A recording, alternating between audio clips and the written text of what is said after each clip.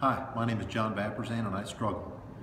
In July of 2004, our family was leaving New York's LaGuardia Airport after a week-long youth conference, heading home to Detroit, Michigan. And 6 o'clock in the morning, just sat back in an airplane seat, relaxing, and out of nowhere, a panic attack hit me. I had no idea what it was. Up until that point, I was very unsympathetic with those who struggled with anxiety and panic. I thought that they had issues.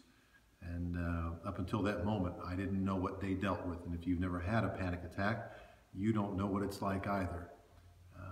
But there was a doctor who was sitting a row behind me and recognized what I was going through. And he told the flight attendant that we needed to return to the gate. We were taxiing out to the runway. And so they turned the plane around, and I was met by a fire truck and ambulance at the gate. And then they attempted to put me on a stretcher, and that's not a good idea for someone having a panic attack. We left the airport, ended up renting a car, and headed to drive home, except the only way off the island of Manhattan is a bridge or a tunnel. And when you're having a panic attack, that's a struggle as well.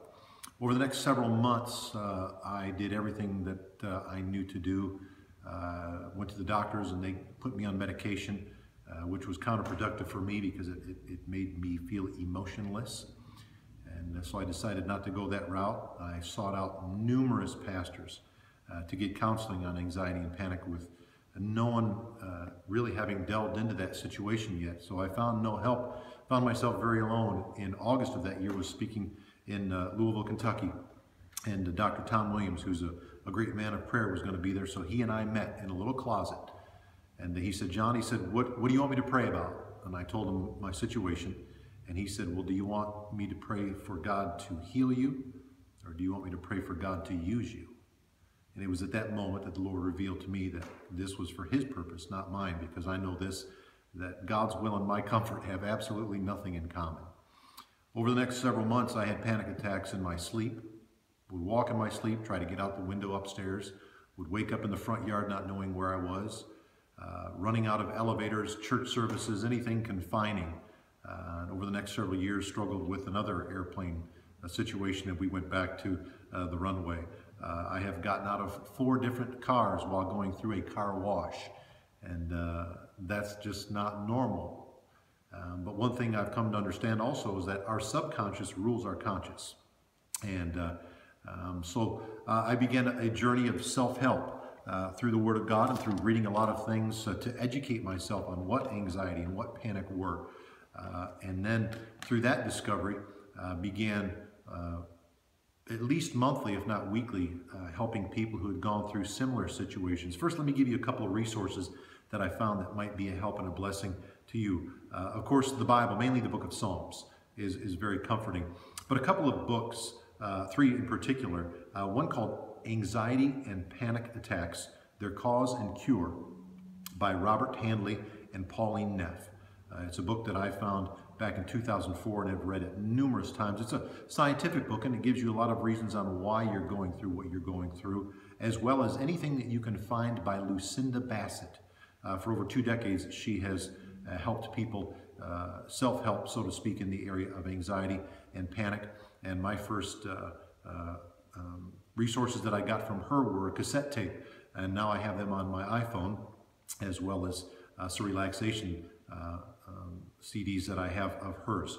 Overcoming Overload by Stephen Farrar is a great book with biblical perspective on where we are in today's society, and a lot of what we have is self-induced and how we can combat that. And then one of my favorite books by Joyce Myers called The Battlefield of the Mind. I would highly recommend any of those resources.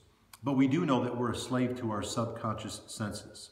And if I said to you right now, car, red car, 4-door, chrome wheels, your mind would begin to picture these things, your subconscious mind. And even though outside in an elevator or in an airplane or in a car wash, there's absolutely no fear, no danger. When my subconscious mind says there is, I'm a slave to it. And once you begin to go through a panic attack, there's not much you can do about it. One of the only things that I've been able to combat it with at the early onset is to combat it with another emotion. And the emotion that's greater than anxiety and fear is that of anger. and I personify my anxiety and I get angry at it and tell it who is in charge. That has worked on a few occasions, not many. So you have to work ahead of time, because if you've got anxiety, if you have panic attacks, every morning it's the first thing that you wake up with, and every evening it's the last thing you go to bed with. And they tend to beget each other. The more you have, the more that you have. And so it was a real battle for me, and I began to, as David talks about in the Psalms, practice meditation. And as many of the books that I read suggested to do so, while quoting scriptures, while I closed my eyes and thought on these things. And so it was a real journey over these past 11 years. I've seen a lot of great successes and been able to help a lot of people. For a long time, if you were on medication, preachers and other Christians would talk about you or look down on you because it was so misunderstood. Although I'm not on daily medication, if I'm about to get on a plane ride, I'll take something to calm my anxiety.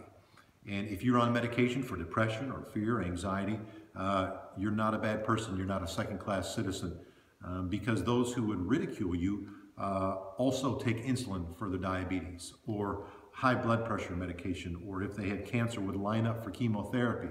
And so I find it interesting that on one hand we would look down on those who take something to ease the struggles of the mind, while giving a free pass to those who need to ease the struggles of the body. But there is help, there is hope. It is somewhat time consuming, but anxiety and panic will drive you so much to the fact that you'll never leave your home. And if you're one of those persons who is struggling with anxiety and panic, get some of these resources that I spoke about. And if I can be a help to you, I would be more than delighted to talk with you, pray with you, and just give you some good common sense advice and some things that have helped me over the last 11 years. On occasion, I still struggle with anxiety. I don't think the Lord will ever release me from it completely, just to keep me humble and to keep perspective on what it is to struggle with emotional difficulties in life. So again, know this, that God has a plan for it. He may not have allowed it, but He has a plan in it.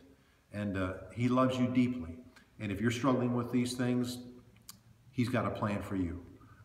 My prayer today is that you find exactly the footprints of God in the difficulty that He's allowing you to go through, so that you can shine the light of Christ in that difficulty. Have a great day.